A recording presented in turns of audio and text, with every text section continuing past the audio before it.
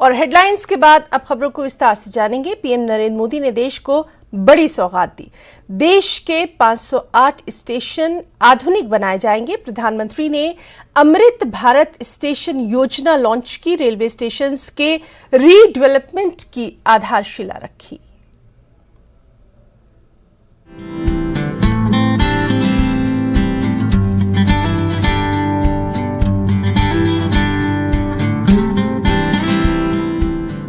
देश के railway station अब स्मार्ट बनेंगे।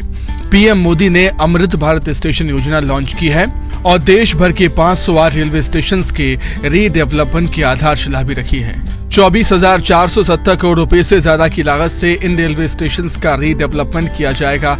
इस योजना के तहत 27 राज्यों और केंद्र शासित प्रदेशों में रेलवे स्टेशन का रीडेवलपमेंट किया जाएगा। इनमें एमपी के 34 और छत्तीसगढ़ के 7 रेलवे स्टेशन भी शामिल हैं। बात एमपी की करें तो यहाँ के 34 रेलवे स्टेशनों में रीडेवलपमेंट का काम होगा और 1,000 करोड़ रुपए खर्च होंगे। भारतीय रेल के इतिहास में भी एक नए अध्याय की शुरुआत हो रही है। भारत के करीब 1300 प्रमुख रेलवे स्टेशन अब अमृत भारत रेलवे स्टेशन के तौर पर विकसित किए जाएंगे। उनका पुनर्विकास होगा, आधुनिकता के साथ होगा। इसमें से आज पीएम मोदी ने देश के करीब 1300 रेलवे स्टेशंस को आधुनिक बनाने की बात कही है और इसी योजना के तहत 508 अमृत भारत स्टेशंस की आधारशिला रखी गई। प्रधानमंत्री ने कहा कि ये परियोजना देश में बुनियादी ढांचे के विकास के लिए एक बड़ा अभियान होगा, जिससे देश के सभी राज्य लाभान्वित होंगे। पीएम मोदी ने कहा कि सरकार रेल यात्रा को सुगम बनाने के साथ साथ सुखद बनाने के लिए भी काम कर रही है। प्रधानमंत्री ने कहा कि इतने सारे स्टेशंस के आधुनिकीकरण से देश में विकास के लिए वातावरण बनेगा। अपग्रेड किए गए स्टेशन से न सिर्फ पर्यटन बढ़ेगा बल्कि आसपास के क्षेत्रों में आर्थिक गतिविधियों को भी बढ़ावा मिलेगा। 508 अमृत भारत स्टेशनों के पुनर्निर्माण का काम शुरू हो रहा है और इन 508 अमृत भारत स्टेशन के नवनिर्माण पर करीब 25,000 करोड़ रुपए खर्च किए जाएंगे। इस दौरान पीएम मोदी ने देश के आर्थिक विकास को गति देने में रेलवे की भूमिका के बारे में भी बताया है। उन्होंने कहा कि पिछले 9 सालों में लोकोमोटिव उत्पादन में 9 गुना की वृद्धि हुई, जबकि 13 गुना अधिक HLB कोचों का निर्माण किया जा रहा है। प्रधानमंत्री ने कहा कि 2200 किलोमीटर से ज्यादा फ्रेट कॉरिडोर का निर्माण किया गया है, जिससे मालगाड़ियों की यात्रा समय में कमी आई है। ये देश के इंफ्रास्ट्रक्चर के लिए, रेलवे के लिए और सबसे बड़ी बात है मेरे देश के सामान्य नागरिकों के लिए ये कितना बड़ा अभियान होने वाला है। इसका लाभ देश के लगभग सभी राज्यों को मिलेगा। अमृत भारत स्टेशन योजना के तहत रेलवे स्टेशंस को मॉडर्न बनाया जाएगा, जहां आधुनिक यात्री सुविधाएं मौजूद होंगी। इन स्टेशन भवनों के डिजाइन स्थानीय संस्कृति, विरासत और वास्तुकला से प्रेरित होंगे। ये रेलवे स्टेशन यात्रा का अनुभव बेहतर बनाएंगे। Bureau report, news 18। PM Narendra Modi ने विपक्ष पर बड़ा हमला बोला है। उन्होंने कहा कि विपक्ष पुराने ढर्रे पर चल रहा है। उनका रवैया न काम करेंगे और न करने देंगे का है। कमलनाथ और सीएम भूपेश बघेल ने इस पर पलटवार किया।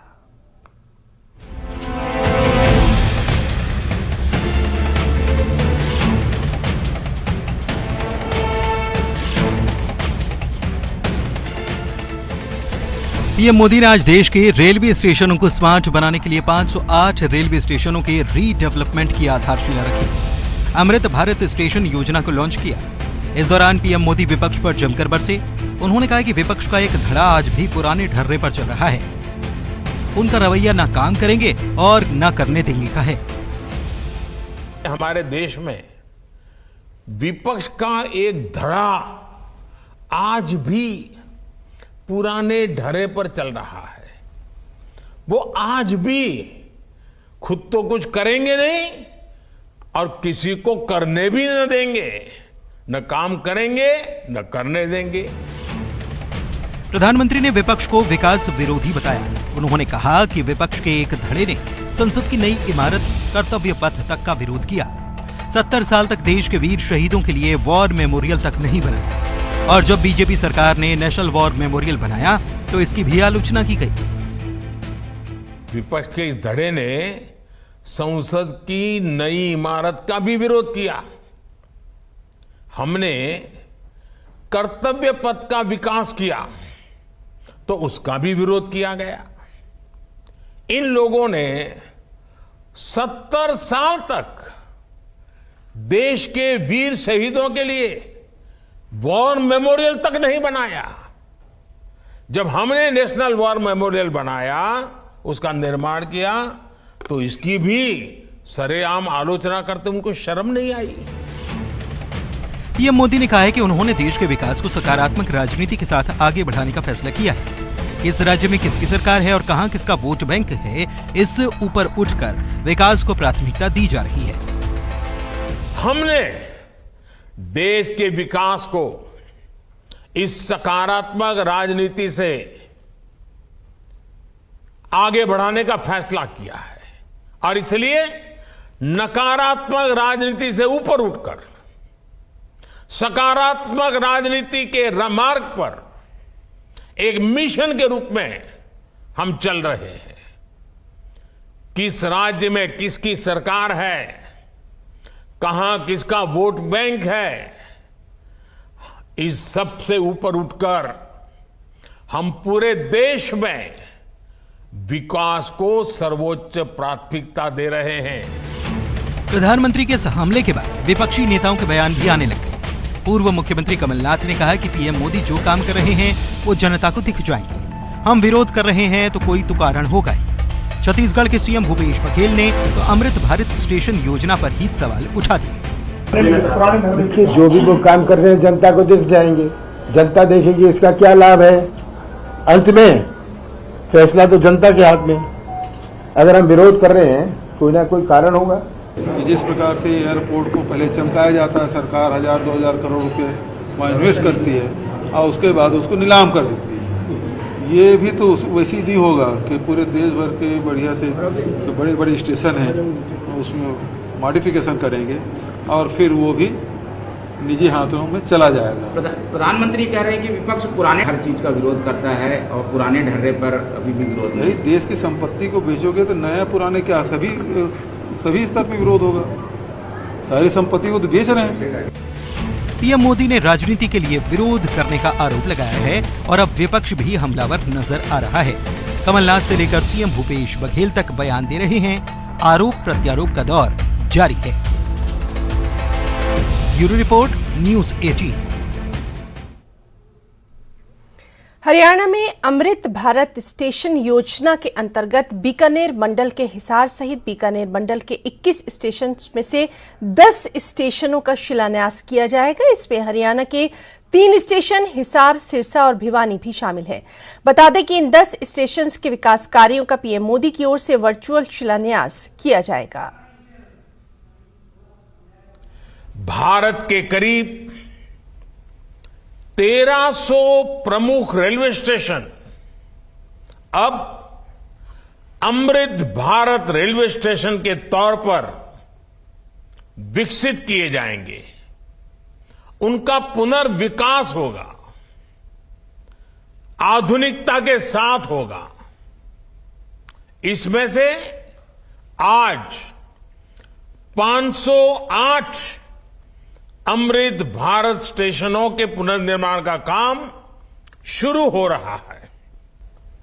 आज एक होलिस्टिक सोच के साथ रेलवे के समग्र विकास के लिए काम हो रहा है। इन 9 वर्षों में लोकोमोटिव्स उत्पादन में भी 9 गुना की वृद्धि हुई है। आज देश में पहले की अपेक्षा 13 गुना ज्यादा HLB कोच बन रहे हैं। साथियों, नॉर्थ ईस्ट में रेलवे के विस्तार को भी हमारी सरकार ने प्राथमिकता दी है। रेलवे लाइनों का दोहरीकरण हो, गेज परिवर्तन हो, इलेक्ट्रिफिकेशन हो, नए रूट्स का निर्माण हो, इस पर तेजी से काम किया जा रहा है। जल्द ही पूर्वोत्तर के सभी राज्यों की राजधानियां रेलवे नेटवर्क से जुड़ जाएगी।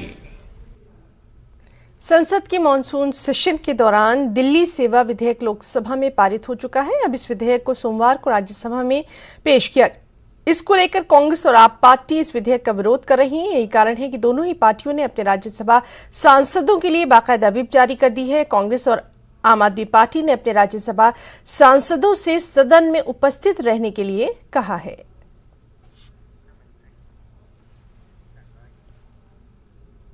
और यहां रुकना चाहेंगे एक छोटे से ब्रेक के लिए।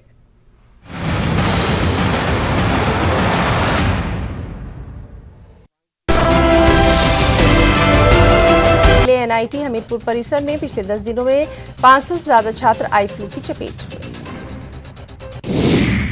राहुल गांधी को राहत मिलने से कांग्रेस के राष्ट्रीय सचिव विधायक राजेश धर्माणी ने कहा, SC कोर्ट के इस निर्णय से न्यायालय पर आम जनता का और अधिक विश्वास बढ़ा है।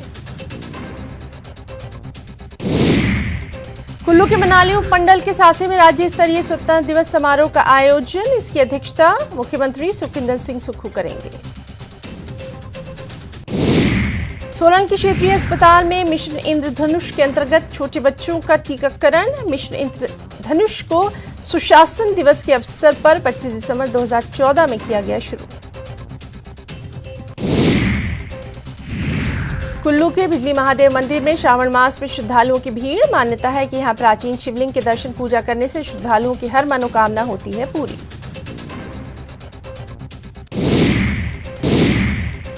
जवाली विधानसभा में महत्वाकांक्षी सुखार मध्यम सिंचाई परियोजना का निर्माण कार्य शीघ्र शुरू किया जाएगा। इस पर 223 करोड़ 49 लाख रुपए खर्च किए जाएंगे। कृषि मंत्री प्रोफेसर चंद कुमार ने दी जानकारी। हमीरपुर में आई फ्लू के मामले लगातार बढ़ रहे हैं। अब तक 200 से ज्यादा मामले सामने आ चुके हैं। अकेले NIT हमीरपुर परिसर में पिछले 10 दिनों में 500 से ज्यादा छात्र आई फ्लू की चपेट में। राहुल गांधी को राहत मिलने से कांग्रेस के राष्ट्रीय सचिव विधायक राजेश धर्माणी ने कहा, SC कोर्ट। और ब्रेक के बाद टॉप 10 में अहम खबर। केंद्रीय गृह मंत्री अमित शाह आज पुणे पहुंचे, जहां उन्होंने केंद्रीय सहकारी समिति रजिस्ट्रार कार्यालय के डिजिटल पोर्टल के लॉन्च कार्यक्रम में भाग लिया। इस अवसर पर महाराष्ट्र के मुख्यमंत्री एकनाथ शिंदे, उप मुख्यमंत्री देवेंद्र फडणवीस और अजीत पवार ने केंद्रीय गृह मंत्री अमित शाह से मुलाकात की। वहीं पहली बार अजीत पवार उप मुख्यमंत्री बनने के बाद मंच पर आए हैं और इस दौरान अमित शाह ने कार्यक्रम में कहा कि उप मुख्यमंत्री बनने के बाद पहली बार आए हैं और मैं उनके साथ मंच पर पहली बार कार्यक्रम कर रहा हूं। मैं उनसे कहना चाहूंगा, दादा, बहुत समय बाद आप सही जगह बैठे हैं।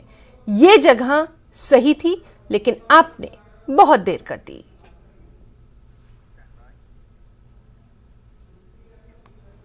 लद्दाख के राज्यपाल BD मिश्रा ने लद्दाख घोषणा दिवस पर डीपाल RNGM डस्टन समारोह में हिस्सा लिया।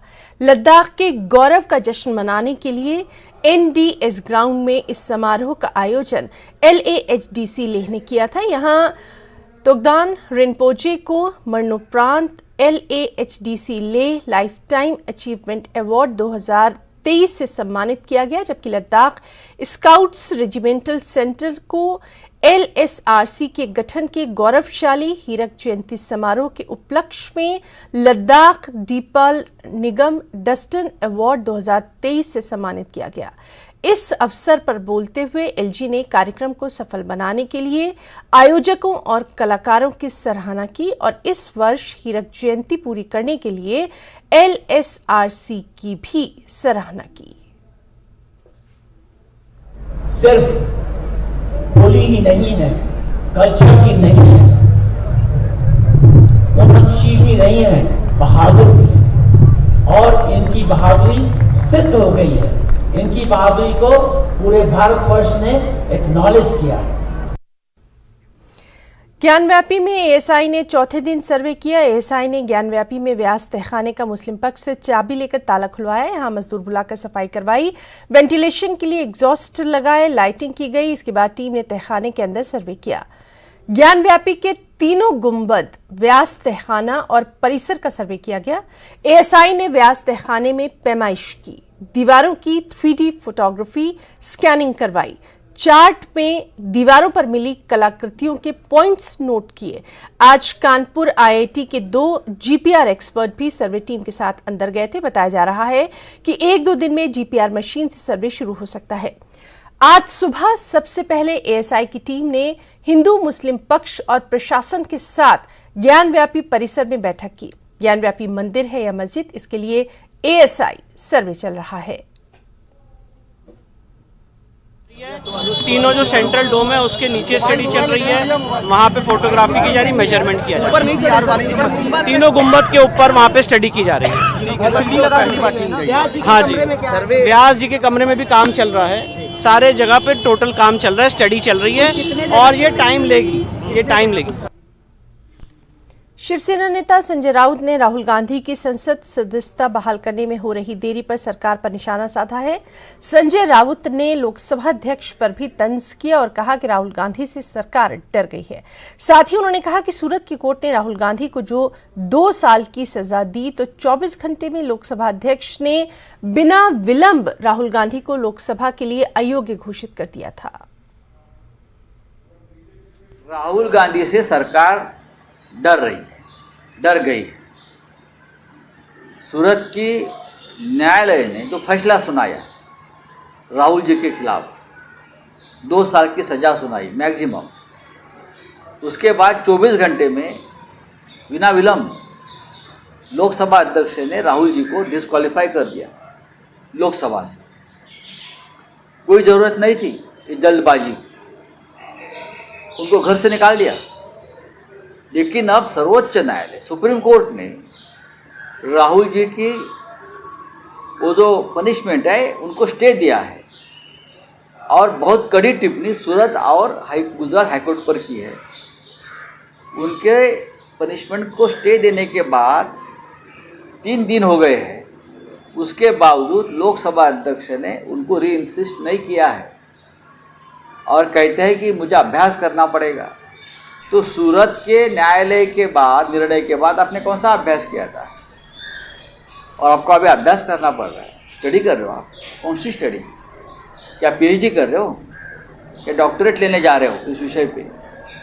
हम कल सुबह मिलेंगे सब हमारे दल इंडिया के, और आगे की रणनीति क्या होगी उस बारे में हम चर्चा करेंगे।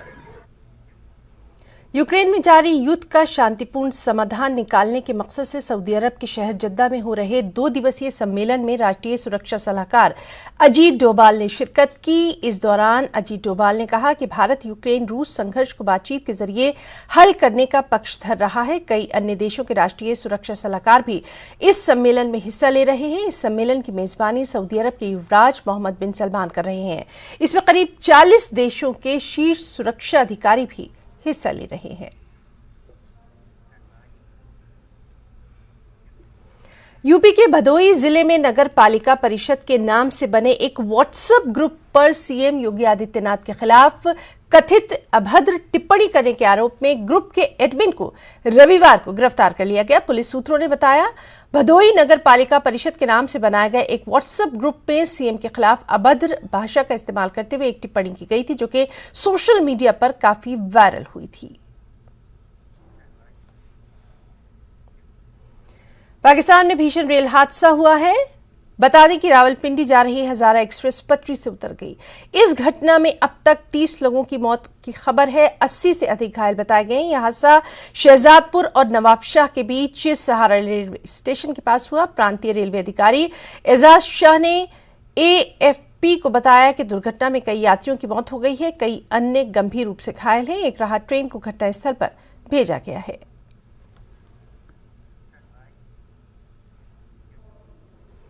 असम में बहुविवाह को समाप्त करने के लिए कानून बनाने को लेकर विधानसभा की विधायी क्षमता का पता लगाने के लिए राज्य सरकार की ओर से गठित एक विशेषज्ञ समिति ने रविवार को मुख्यमंत्री हेमंत बिस्व शर्मा को अपनी रिपोर्ट सौंपी है। उन्होंने समिति की ओर से उन्हें रिपोर्ट सौंपने और दस्तावेज की तस्वीरें ट्विटर पर साझा की। हालांकि इस रिपोर्ट की सामग्री और सिफारिशें अभी सार्वजनिक नहीं की गई हैं। सीएम ने कहा कि विशेषज्ञ समिति ने आज अपनी रिपोर्ट राज्य सरकार को सौंप दी है। इस वित्तीय वर्ष के भीतर कानून लागू हो जाएगा। हम विधायकों को इसे पढ़ने और चर्चा करने के लिए समय देना चाहते हैं। समिति ने अपनी रिपोर्ट में कहा कि राज्य सरकार ये कानून बनाने के लिए सक्षम है।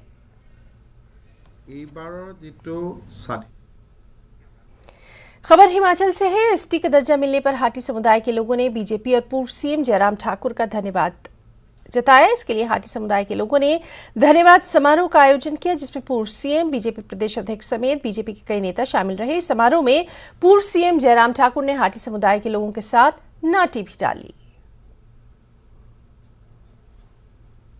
है कि लगभग 56 वर्षों का संघर्ष जो सिरमौर जिला के अंतर्गत हाटी की एक मांग थी, ट्राइबल दर्जे की एक मांग थी, उस मांग को पूरा करने के लिए चला हुआ था।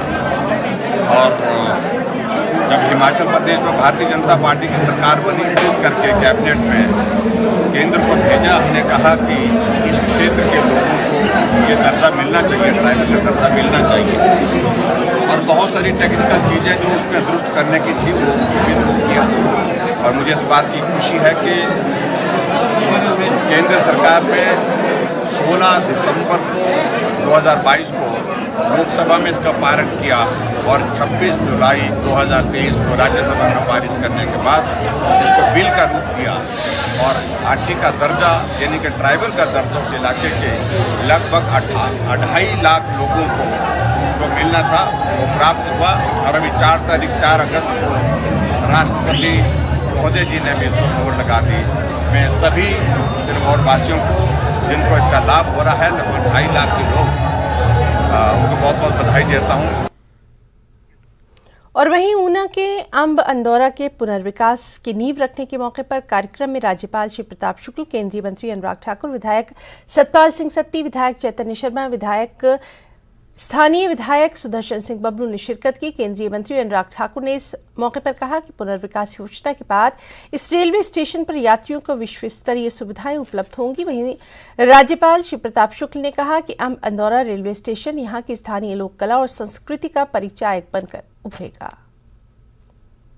केवल इस अंदौरा स्टेशन पर ही, अंब अंदौरा स्टेशन पर ही नहीं, बल्कि आदरणीय प्रधानमंत्री जी ने देश के 508 स्टेशनों को जो है वह अमृत भारत स्टेशन बनाने के प्रक्रिया में शिलान्यास किए हैं।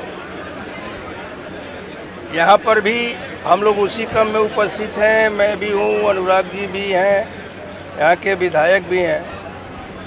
यह एक ऐसा स्टेशन होगा जिसकी भव्यता यहाँ के लोक कला और सांस्कृतिक दृष्टि को रख करके उस बिल्डिंग को बनाया जा रहा है। मुझे लगता है कि वंदे भारत एक्सप्रेस जैसी एक्सप्रेस भी यहाँ से चलनी शुरू हुई। मैं प्रधानमंत्री जी को इसके लिए साधुवाद दूंगा, धन्यवाद दूंगा कि उन्होंने इस प्रकार की योजना को हिमाचल से शुरू करने का काम किया। बिहार के सीएम नीतीश कुमार पर आरसीपी सिंह ने बड़ा हमला किया है। आरसीपी सिंह का दावा है कि नीतीश सिर्फ बांटने का काम करते हैं, अब उनका कोई फ्यूचर नहीं है। आरसीपी सिंह के बयान पर जेडीयू की तरफ से तीखा पलटवार हुआ है। आप देखिए ये खास रिपोर्ट। मुझे इजाजत दें, नमस्कार। लोगों को कोई लेना देना नहीं है विकास से। इनका एक ही एजेंडा है कि कैसे बिहार को और पीछे रखा जाए, कैसे बिहार को विभिन्न जातियों में बांटा जाए। सुप्रीम कोर्ट ने भाजपा को करारा जवाब दिया है, उसके जो है सब नेता बौखलाए हुए हैं, जबकि आपको पता है कि नीतीश बाबू का कोई फ्यूचर नहीं है। इसके साथ आरसीपी सिंह जी भी बौखला गए हैं। जातीय गणना पर सियासत थमने का नाम नहीं ले रही है। एक तरफ सरकार तेजी से जातीय गणना कराने में लगी है, तो दूसरी ओर बीजेपी नेता आरसीपी सिंह ने नीतीश कुमार पर तीखा हमला बोला है। कभी नीतीश कुमार के करीबी रहे आरसीपी सिंह का कहना है कि नीतीश कुमार बिहार को जातियों में बांटना चाहते हैं। लोगों को कोई लेना देना नहीं है विकास से। इनका एक ही एजेंडा है कि कैसे बिहार को और पीछे रखा जाए, कैसे बिहार को विभिन्न जातियों में बांट रखा जाए। आरसीपी सिंह का ये भी कहना है कि नीतीश कुमार का अब कोई राजनीतिक भविष्य नहीं है। आरसीपी सिंह के बयान पर जेडीयू की तरफ से लघु सिंचाई मंत्री जयंत राज ने पलटवार किया है। जयंत राज का कहना है कि जातीय गणना की वजह से आरसीपी सिंह बौखलाहट में ऐसा बयान दे रहे हैं। क्योंकि कोर्ट ने भाजपा को करारा जवाब दिया है, उसके जो है सब नेता बौखलाए हुए हैं, तो उसके साथ आरसीपी सिंह जी भी बौखला गए हैं। फिलहाल हाई कोर्ट के आदेश के बाद बिहार में जातीय गणना का काम फिर से शुरू हो गया है, लेकिन जितनी तेजी से जातीय गणना का काम चल रहा है उतनी ही तेजी से इस मुद्दे पर सियासत भी जारी है। न्यूज़ 18 के लिए पटना से आनंद अमृतराज की रिपोर्ट।